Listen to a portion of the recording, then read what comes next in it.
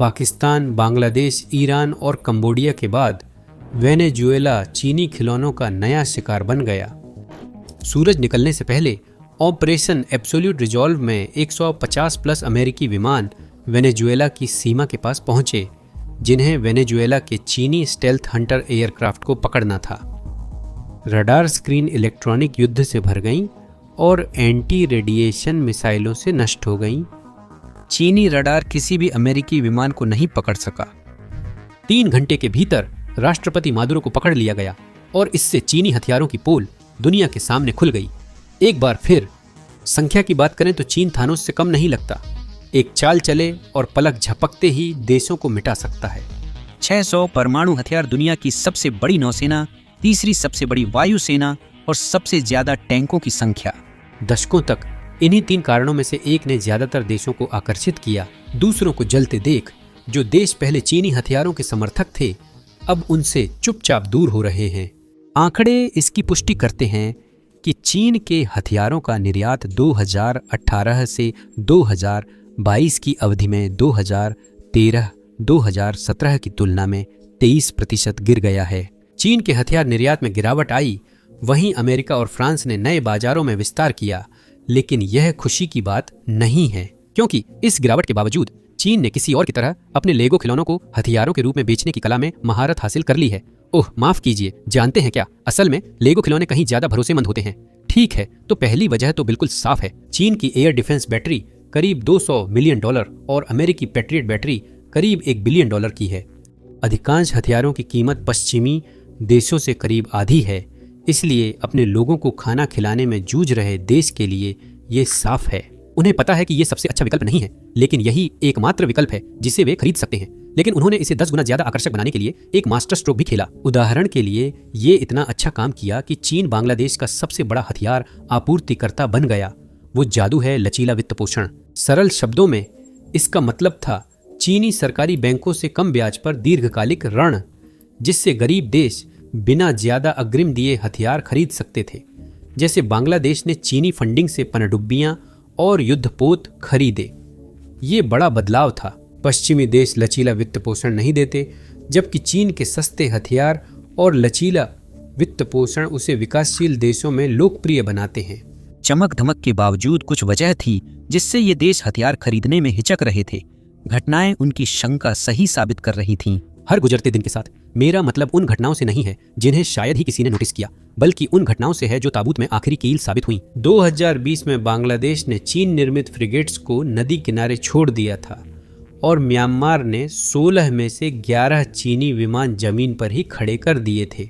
इसकी पूरी सूची तो एक अलग वीडियो में ही आ सकती है, लेकिन चीनी हथियार अविश्वसनीय साबित हुए।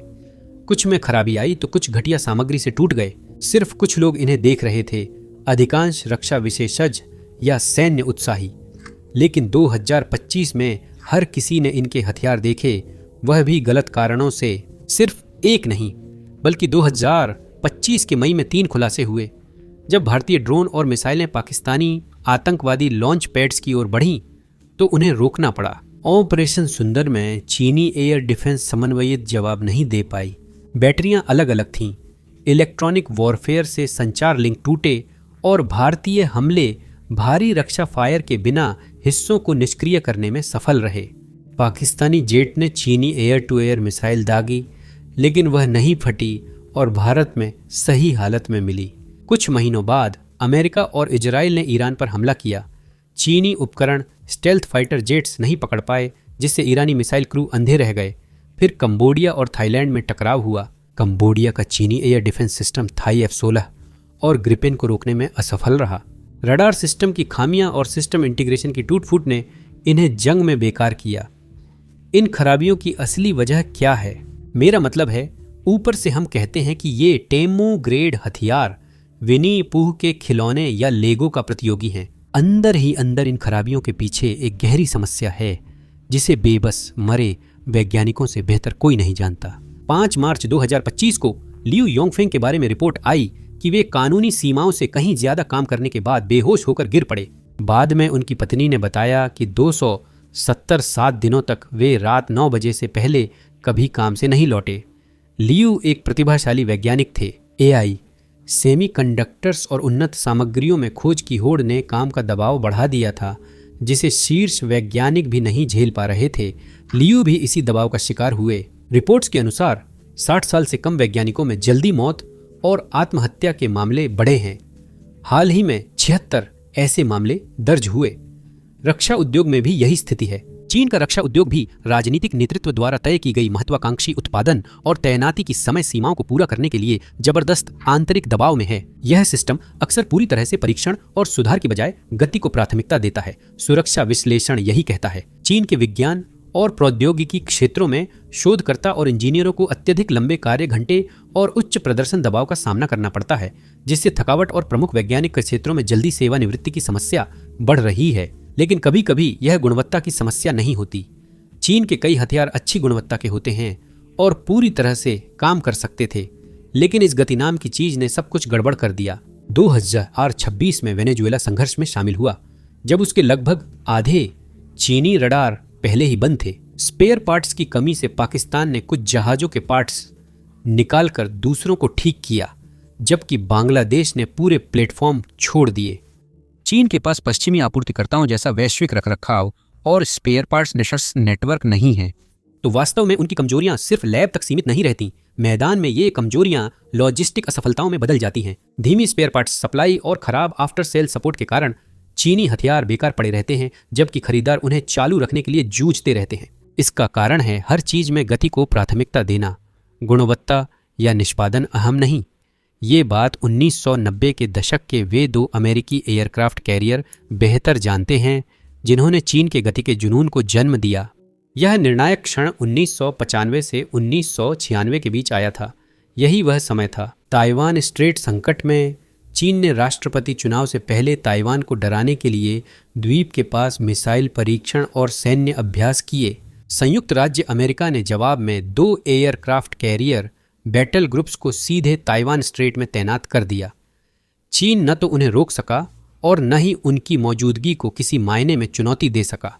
इस घटना ने बीजिंग नेतृत्व को झकझोर दिया और दिखाया कि वे अपने इलाके में सैन्य रूप से कमजोर हैं। आर्थिक विकास से रणनीतिक सुरक्षा नहीं मिलती। ताइवान तब से चीन की सैन्य योजना का केंद्र बन गया। चीनी नेताओं ने माना कि ताइवान पर भविष्य का कोई भी संघर्ष गति और ताकत से तय होगा। संयुक्त राज्य अमेरिका के जल्दी हस्तक्षेप से चीन हार सकता है। इसी विश्वास ने योजनाकारों को पैमाना, मात्रा और तेज तैनाती को प्राथमिकता दी, चाहे गुणवत्ता कम हो। उनका उद्देश्य बेहतरीन हथियार नहीं, बल्कि इतने हथियार बनाना था कि रक्षा प्रणाली संतृप्त हो और अमेरिकी हस्तक्षेप धीमा या रुके। इसी कारण उन्होंने गति को प्राथमिकता दी और काम शुरू किया। याद रखें, मैंने सिर्फ कहा काम शुरू हुआ, ईमानदार काम नहीं कहा। 1990 के अंत और 2000 की शुरुआत में चीन ने अहंकार छोड़कर देंग शियाओपिंग की ताकत छुपाओ, समय का इंतजार करो रणनीति अपनाई। सीधे शब्दों में कहें तो इसका मतलब है कि चीन को अपनी ताकत के बारे में चुप रहना चाहिए, टकराव से बचना चाहिए और धैर्यपूर्वक तब तक इंतजार करना चाहिए जब तक वह कार्रवाई करने के लिए पर्याप्त मजबूत न हो जाए। सैन्य खर्च को सार्वजनिक रूप से सीमित रखा गया, लेकिन सीखने की प्रक्रिया चुपचाप तेज हो गई। लेकिन जिस गति की उन्होंने योजना बनाई थी, उसे पारंपरिक तरीकों से बनाए रखना असंभव था। वे तरीके जिनमें गहन अनुसंधान और विकास शामिल है और जो बहुत सारा पैसा और संसाधन खर्च करते हैं। दूसरा तरीका था कि जब तक आप अपने हथियार विकसित नहीं कर लेते, तब तक बस हथियारों का आयात करते रहें। लेकिन चीन ने एक गंदा रास्ता अपनाया। चीन ने रूस से लड़ाकू विमान, पनडुब्बी और वायु रक्षा प्रणाली बड़े पैमाने पर मंगवाई। अन्य पश्चिमी देशों के उपकरण भी आयात हुए। आप जो सोच रहे हैं वह कारण नहीं है। उन्होंने विदेशी प्रणालियों की रिवर्स इंजीनियरिंग कर घरेलू रक्षा उद्योग की मजबूत नींव रखी। यह काम कठिन और गंदा था, लेकिन सभी हैरान थे कि यह चमत्कार जैसा सफल रहा। चीन जानता था कि यह वर्चस्व नहीं, आत्मसात करने का समय है। एशियाई वित्तीय संकट के बाद चीन की अर्थव्यवस्था बढ़ी तो उसने आधुनिक युद्ध की पढ़ाई और सैन्य खर्च बढ़ाया।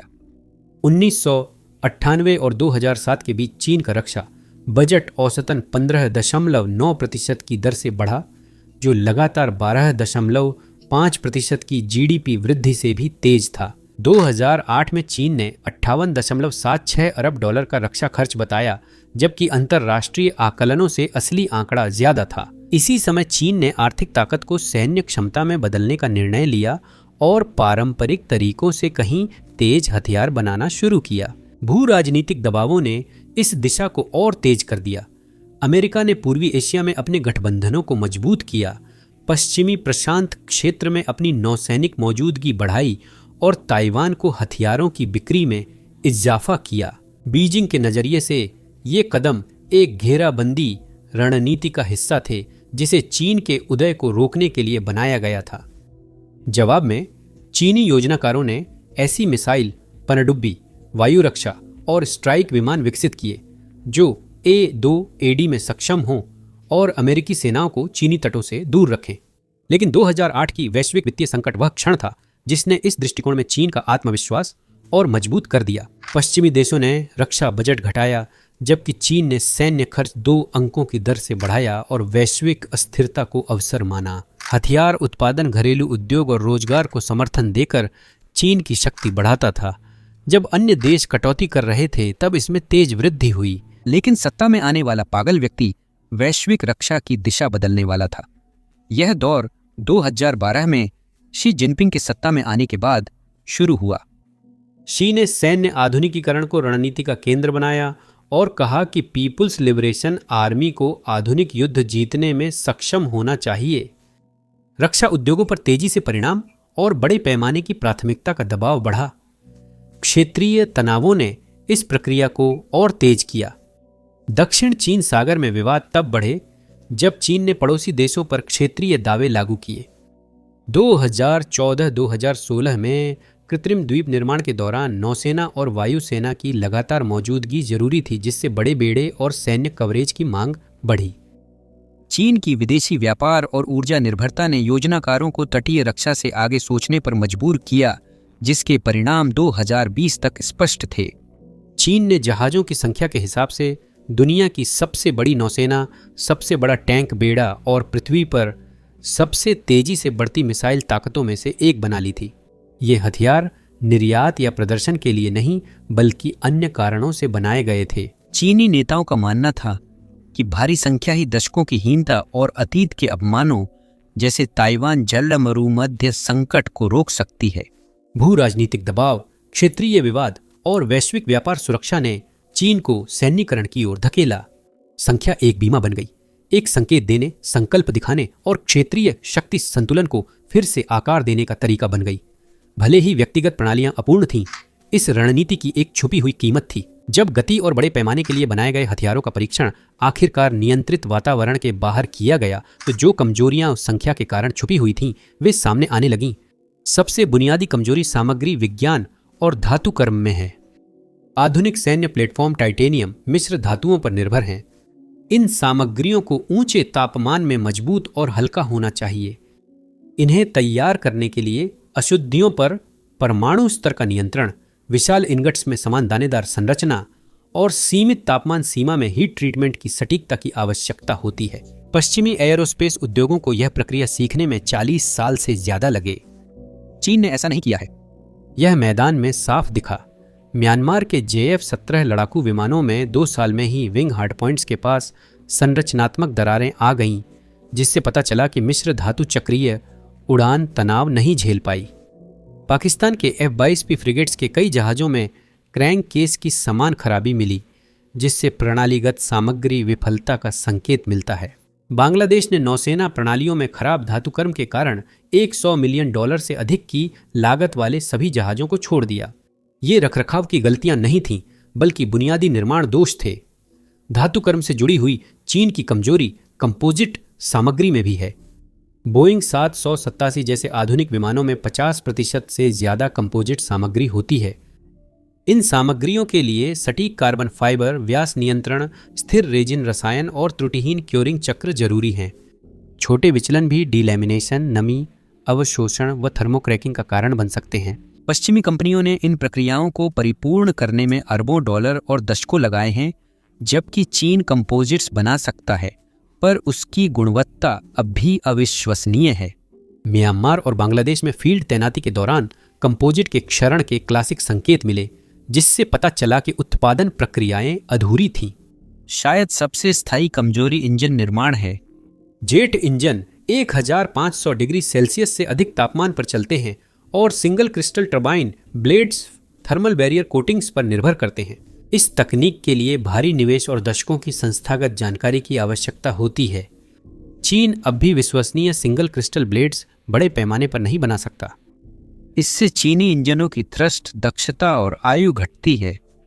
एक और बड़ी कमजोरी उन्नत सेमीकंडक्टर्स में है। आधुनिक रडार, मिसाइलें और कमांड सिस्टम 7 नैनोमीटर या उससे छोटे प्रोसेसर पर निर्भर करते हैं। चीन अभी भी मुख्य रूप से 14 नैनोमीटर तक ही सीमित है और उसे कड़े आयात प्रतिबंधों का सामना करना पड़ता है। वेनेजुएला की वायु रक्षा के ढहने पर चीनी रडार इलेक्ट्रॉनिक दबाव में फेल हो गए क्योंकि प्रोसेसर जल्दी अनुकूलित नहीं हो सके और गैलियम नाइट्राइड पुर्जे ज्यादा गर्म हो गए। वेनेजुएला ने चीनी JY-27 से रडार F-3 मिसाइल सिस्टम और केंद्रीकृत कमांड नोड्स के इर्द गिर्द एक नेटवर्क तैनात किया था। जब अमेरिकी बलों ने इलेक्ट्रॉनिक हमलों के जरिए अलग अलग हिस्सों को निशाना बनाया तो पूरा नेटवर्क ढह गया। रडार लक्ष्य ट्रैक नहीं कर सके, मिसाइल बैटरियों की कमांड कनेक्टिविटी टूट गई और कोई प्रभावी बैकअप सिस्टम नहीं था। बहुत प्रचारित एंटी स्टेल्थ रडार क्षमताएं भी आधुनिक अमेरिकी विमानों के खिलाफ, जो चुनौतीपूर्ण इलेक्ट्रोमैग्नेटिक माहौल में काम कर रहे थे, प्रभावहीन साबित हुईं। यहां तक कि जब व्यक्तिगत सिस्टम काम कर रहे थे तब भी चीन की सबसे गंभीर कमजोरी सॉफ्टवेयर इंटीग्रेशन और नेटवर्क आर्किटेक्चर में सामने आई। पाकिस्तान के ऑपरेशन सेंडोर में HQ 9 बैटरियां टारगेटिंग डेटा साझा किए बिना स्वतंत्र रूप से चल रही थीं। वेनेजुएला में एक कमांड नोड खोने से पूरा एयर डिफेंस नेटवर्क बंद हो गया, जो सिस्टम की आर्किटेक्चरल खामियों के कारण हुआ। भ्रष्टाचार से कमजोरियां बढ़ीं, निरीक्षण अनदेखे रहे, सामग्री बदली गई और टेस्ट रिपोर्ट्स फर्जी बनी। उत्पादन दबाव में गुणवत्ता नियंत्रण नष्ट हो गया। जांच में चीन में ऐसी बैलिस्टिक मिसाइलें मिलीं जिनमें ईंधन की जगह पानी था और साइलों के ढक्कन नहीं खुले। इन खुलासों ने पिछले कुछ दशकों में सबसे ऊंचे स्तरों पर भरोसे को तोड़ दिया। यहां तक कि PLA की नेतृत्व क्षमता भी भ्रष्टाचार और बुनियादी कमियों के कारण लगातार अविश्वसनीय होती जा रही है। संगठनात्मक ढांचे ने समस्याएं बढ़ाईं। PLA अत्यधिक केंद्रीकृत है क्योंकि राजनीतिक नियंत्रण को युद्ध क्षेत्र की स्वायत्तता से ऊपर रखा जाता है। रणनीतिक कमांडर स्वतंत्र नहीं है। मंजूरी के लिए 5 से 30 मिनट तक इंतजार करना पड़ता है, जबकि आधुनिक युद्ध सेकंडों में होता है। ऐसी कठोरता ने यूक्रेन में रूसी सेनाओं को पंगु किया और यही पैटर्न वेनेजुएला की प्रतिक्रिया में भी दिखा। वर्षों की असफलताओं, घटते निर्यात और बढ़ते अविश्वास के बाद अब चीन दिशा बदलने की कोशिश कर रहा है। 2026 की शुरुआत तक बीजिंग ने माना कि अब समस्या कीमत या प्रतिस्पर्धा नहीं, बल्कि विश्वसनीयता का संकट है। बाजार हिस्सेदारी देखने पर चीन की घटती भूमिका साफ दिखती है। नए आंकड़ों के अनुसार वैश्विक हथियार निर्यात में चीन की हिस्सेदारी 6.3% से घटकर 5.2% हो गई है। 2019 से 2023 तक चीन का वैश्विक हथियार निर्यात में हिस्सा सिर्फ 5.8% था और वह चौथे स्थान पर रहा। अपार उत्पादन और आक्रामक विपणन के बावजूद चीन पश्चिमी प्रभुत्व को चुनौती नहीं दे सका। प्रतिद्वंद्वियों के साथ तुलना काफी स्पष्ट है। 2014 से 2018 और 2019 से 2023 के बीच अमेरिकी हथियार निर्यात में 17% की वृद्धि हुई, जबकि इसी अवधि की तुलना में चीनी निर्यात में लगभग 5.3% की गिरावट आई। लंबी अवधि में गिरावट और भी तेज है। विश्लेषकों के अनुसार पश्चिमी आपूर्तिकर्ताओं ने यूरोप, मध्य पूर्व और एशिया में पकड़ मजबूत की, जबकि चीन ने बाजार में हिस्सेदारी खोई। RAND और क्षेत्रीय सुरक्षा संस्थानों से जुड़े रक्षा विश्लेषकों ने देखा कि जैसे ही खराब गुणवत्ता, असंगत प्रदर्शन और रखरखाव की समस्याएं सामने आईं, मांग घटने लगी। 2020 के शुरुआती वर्षों तक चेतावनी के संकेत पहले से ही स्पष्ट थे। 2016 से 2020 के बीच चीनी हथियार आपूर्ति में 7.8% गिरावट आई और वैश्विक बाजार हिस्सेदारी 5.6% से घटकर 5.2% हो गई। निर्यात में गिरावट विश्वसनीयता की समस्या और युद्ध में प्रदर्शन की कमी से जुड़ी थी। कागज पर चीन अब भी मजबूत है क्योंकि उसके ज्यादातर निर्यात एक ही क्षेत्र में जाते हैं। अब लगभग 85% चीनी हथियार एशिया ओशिनिया को बिकते हैं और 2019-2023 में पाकिस्तान ने चीन के निर्यात का 61% लिया। यह भारी निर्भरता असली समस्या को छुपाती है। एक छोटे से मुख्य खरीदारों के समूह के बाहर भरोसा तेजी से कम हो रहा है। CIPRI और क्षेत्रीय विश्लेषकों के अनुसार अब कई देश युद्ध परीक्षण की कमी को लेकर चिंतित हैं। प्रमाणन, मानक कम और बिक्री बाद समर्थन नेटो ग्रेड सिस्टम्स से कमजोर है। कई सरकारें भविष्य में चीनी खरीद पर पुनर्विचार कर रही हैं। सबसे बड़ा बदलाव मानसिकता में है। चीन अब सिर्फ सस्ता विकल्प नहीं है। 2 चीनी रक्षा मंत्रियों ली शेंगफू और वेई फेंग के हटने के बाद चीनी हथियारों को उच्च जोखिम वाला कहा गया है। छिपी लागतें, बार बार खराबी, कमजोर एकीकरण और अविश्वसनीय स्पेयर पार्ट्स अब आम समस्या हैं। जो देश पहले कम कीमतों के लिए समझौता करते थे, अब फिर पश्चिमी या गैर चीनी आपूर्तिकर्ताओं की ओर बढ़ रहे हैं। Stockholm International Peace Research Institute की 2023 रिपोर्ट के अनुसार यूक्रेन और गाजा युद्धों से अंतर्राष्ट्रीय हथियार बिक्री 4.2% बढ़कर $632 अरब हुई, लेकिन चीनी कंपनियों को इसका खास फायदा नहीं मिला। चीनी रक्षा राजस्व में केवल 0.7% की वृद्धि हुई, जो 2019 के बाद से सबसे धीमी वृद्धि है। दुनिया की 100 सबसे बड़ी रक्षा कंपनियों में से केवल 9 चीनी थीं, जिन्होंने $103 अरब कमाए, जबकि 41 अमेरिकी कंपनियों ने $317 अरब कमाए।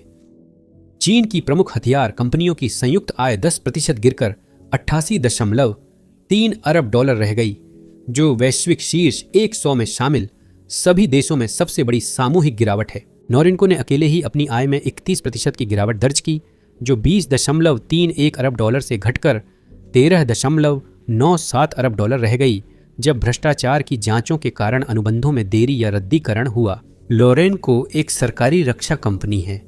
AVIC, जो देश का सबसे बड़ा सैन्य एयरोस्पेस निर्माता है, अरेनको, जो चीन का प्रमुख भूमि हथियार निर्माता है, और मिसाइल एवं एयरोस्पेस कंपनी CSC में हथियारों की आय में गिरावट आई। चीनी आय घटी, जबकि जापान की हथियार कंपनियों की आय 40% और दक्षिण कोरिया की 31% बढ़ी। यह स्पष्ट रूप से संकेत देता है कि खरीदार कैसे वैकल्पिक आपूर्तिकर्ताओं की ओर रुख कर रहे थे, वह भी एशिया के भीतर। एशिया और ओशिनिया दुनिया के एकमात्र क्षेत्र बन गए जहां हथियारों की आय में कुल मिलाकर गिरावट देखी गई, जो लगभग पूरी तरह से चीन की हानि के कारण थी। संख्यात्मक रूप से मुख्य खबर यह है कि निर्यात मात्रा में 23% की गिरावट आई है और वैश्विक बाजार हिस्सेदारी में लगभग 1% अंक की कमी हुई है। रणनीतिक रूप से नुकसान कहीं अधिक गहरा है। वास्तविक दुनिया की असफलताओं ने चीन की छवि को एक उभरते हुए हथियार आपूर्तिकर्ता से बदलकर एक जोखिम भरे विकल्प में बदल दिया। जॉर्डन, अल्जीरिया, इराक, मिस्र, ईरान, श्रीलंका ऐसे देशों के उदाहरण हैं जिन्होंने चीनी हथियारों के ऑर्डर को धीमा किया है, रोक दिया है या रद्द कर दिया है। उन्होंने ये दूसरों के अनुभवों से सीखकर किया। उदाहरण के लिए 2016 में म्यांमार ने $560 मिलियन का समझौता किया था 16 JF-17 थंडर फाइटर जेट खरीदने के लिए, और वह चीन पाकिस्तान के संयुक्त विमान का पहला निर्यात ग्राहक बना। इसके बाद चीन की सबसे बड़ी निर्यात विफलताओं में से एक हुई। 2022 तक 16 में से 11 विमान एयर फ्रेम में दरारों के कारण ग्राउंडेड हो गए थे। जेट के रडार में बार बार खराबी आई और उसकी सटीकता भी कम थी।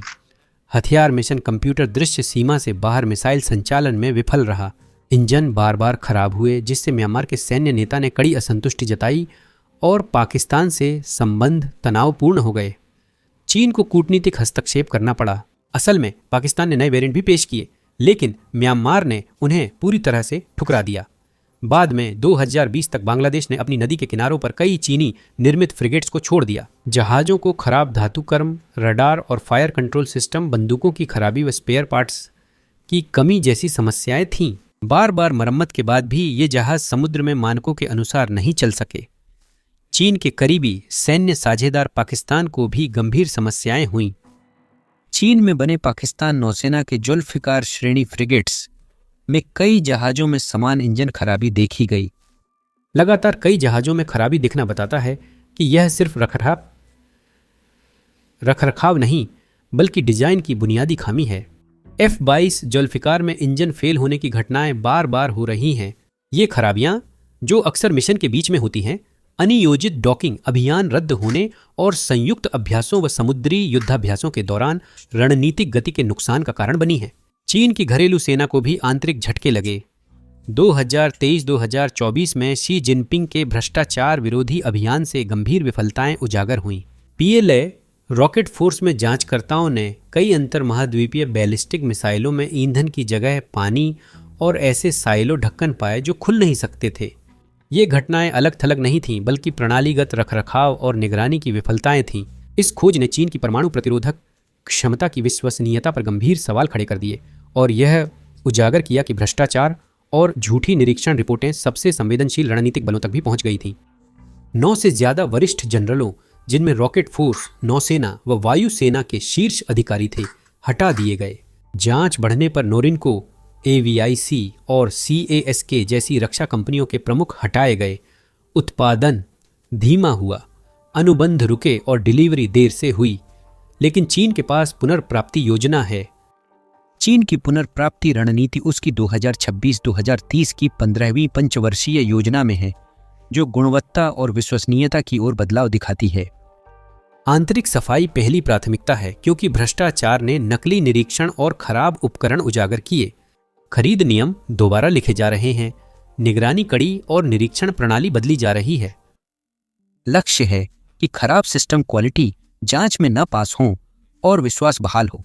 दूसरा स्तंभ है सैन्य नागरिक एकीकरण बढ़ाना। प्रतिबंधों से उन्नत चिप्स की पहुंच सीमित है, इसलिए चीन नागरिक तकनीकी क्षेत्र पर ज्यादा निर्भर रहेगा। AI, रोबोटिक्स, सेमीकंडक्टर्स और सामग्री विज्ञान वाली कंपनियां हथियार विकास में जोड़ी जा रही हैं। बीजिंग का मानना है कि नागरिक उद्योग पारंपरिक राज्य स्वामित्व वाली रक्षा कंपनियों की तुलना में तेजी से आगे बढ़ते हैं, अधिक कठोरता से परीक्षण करते हैं और उच्च गुणवत्ता मानकों को बनाए रखते हैं। निर्यात के मामले में चीन अब आक्रामक रूप से नए और अप्रयुक्त प्लेटफार्मों को आगे बढ़ाने के बजाय अधिक सतर्क हो रहा है। वह मात्रा की बजाय गुणवत्ता और युद्ध में सिद्ध प्रणालियों को प्राथमिकता दे रहा है। अब सरल और सिद्ध डिजाइनों को प्रयोगात्मक हथियारों की तुलना में अधिक पसंद किया जा रहा है, जिससे 2025 में देखी गई सार्वजनिक विफलताओं जैसे जोखिम कम हो रहे हैं। पाकिस्तान चीन का मुख्य आधार रहेगा। बड़ी पनडुब्बी और विमान परियोजनाएं स्थिर राजस्व और प्रणालियों में सुधार के लिए नियंत्रित वातावरण देती हैं। चीन भी दोहरे उपयोग तकनीक के निर्यात की तरफ बढ़ रहा है। नागरिक ड्रोन, लॉजिस्टिक्स वाहन और तटरक्षक पोतों को सैन्य उपयोग के लिए ढाला जा रहा है, जिससे चीन निर्यात प्रतिबंधों को दरकिनार कर प्रभाव बनाए रखता है। पारंपरिक हथियारों की बिक्री घट रही है। 2027 केवल एक पड़ाव है, मंजिल नहीं।